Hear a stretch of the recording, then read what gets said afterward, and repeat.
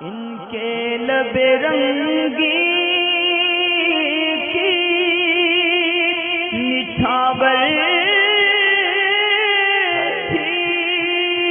कि जिसने बहनें इस तरीके की दवा वगैरह खाती हैं तो जिससे हैज़ उनको नहीं आता, तो अगर पीरियड रुक जाएंगे तो क्या फिर ऐसे में सारे रोज़े रख सकते हैं या नहीं रख सकते, दवा खाना दुरुस्त है या नहीं। लेकिन दवा के ताल्लुक़ से अर्ज़ ये है कि अगर ये दवा खाने से किसी किस्म का कोई नुकसानात का अंदेशा नहीं है, ये गालिब वो मान है कि ये किसी तबीब के ज़रिए से वेरीफाइड है, और इसीलिए है कि अगर औरत सफ़र वगैरह पे जाए तो इस दवा को खाने से पीरियड कुछ वक्त के लिए रुकेंगे और इसके जो है गलत असरात तबीयत पे मुरतब नहीं होंगे,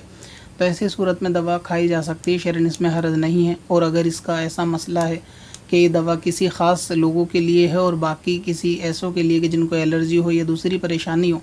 और उस मरीज़ को ये दवा खाने में नुकसान होगी, तो फिर ऐसी ख़वातीन को ये दवा खाना ये जायज़ नहीं होगा कि जिनकी तबीयत में बिगाड़ पैदा होने का अंदेशा हो, क्योंकि फिर इससे फ़र्ज़ रोज़े छूट जाने का ख़तरा जो है वो बढ़ जाएगा। इसके अलावा अगर इन दिनों में रोज़ा रखने की जो बात है, तो अगर किसी औरत को हालत हैज़ के वक्त में यानी मुद्दत हैज़ में अगर कोई ऐसी सूरत पेश नहीं आती, किसी दवा के ज़रिए से हैज़ नहीं होता, तो फिर वो तमाम रोज़े रखना चाहे तो वो रख सकती है, उसको रोज़े और नमाज दोनों कर सकती है, इसमें शरन हर्ज नहीं है।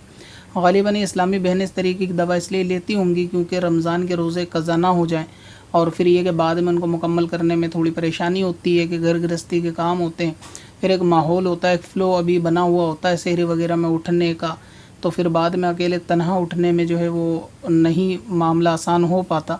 तो इसलिए वो इस तरीके का मामला करती होंगी। बहरहाल ये कि अगर रोज़ा उस सूरत में रखेंगी कि वक्त जो है पीरियड का शुरू हो गया लेकिन पीरियड अभी शुरू नहीं हुए,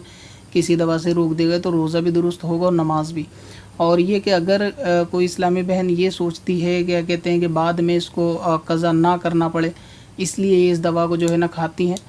या फिर ये कि रमज़ान के रोज़े छूटने नहीं चाहिए इसलिए दवा को खाती हैं, तो उनको ये भी बात गौर व फिक्र करनी चाहिए कि जो चीज़ कुदरती तौर से माफ़ है उसके अंदर कोई जो है हर्ज नहीं होता, किसी किस्म का इसके अंदर कोई पकड़ शरीयत के अंदर नहीं होती। मसलन ये कि रमज़ान के रोज़े हालत हैज़ में माफ़ है तो इसका मतलब बाद में उसको क़ज़ा कर सकते हैं, और ये जो अभी फ़िलहाल आपके लिए मुआफ़ हैं ये इसमें कोई आपकी पकड़ नहीं है।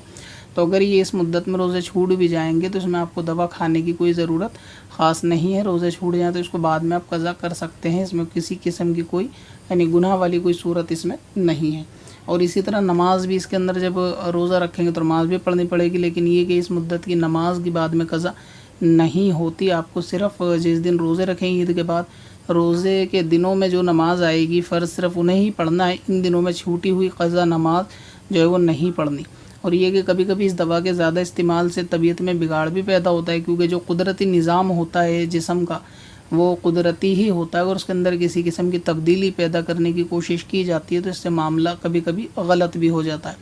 तो आप लोग इसका भी ख्याल रखें कि अगर इसका ट्रेंड ज़्यादा चल रहा है ख़वातीन के अंदर ये दवा वगैरह खाने का, तो अगर हैज़ रुकता है जिस्म के अंदर या कोई दूसरा मामला होता है तो इससे तबीयत में दूसरे तरीके के बुरे असरात भी देखने के लिए आ सकते हैं, तो फिर दूसरी एलर्जी वगैरह, चिड़चिड़ापन और तबीयत के अंदर दूसरे बिगाड़ भी पैदा होने की संभावना है। तो ऐसी सूरत में इससे बेज़रूरत परहेज़ करना चाहिए, वरना किसी अच्छे तबीब के मशवरे ही से इस दवा को लें, और अगर आप ना भी लें ये रोज़े आपके लिए माफ़ हैं, बाद में आप इनकी क़ज़ा कर लेंगे तो शरीयत में कोई हरज वाली बात नहीं है।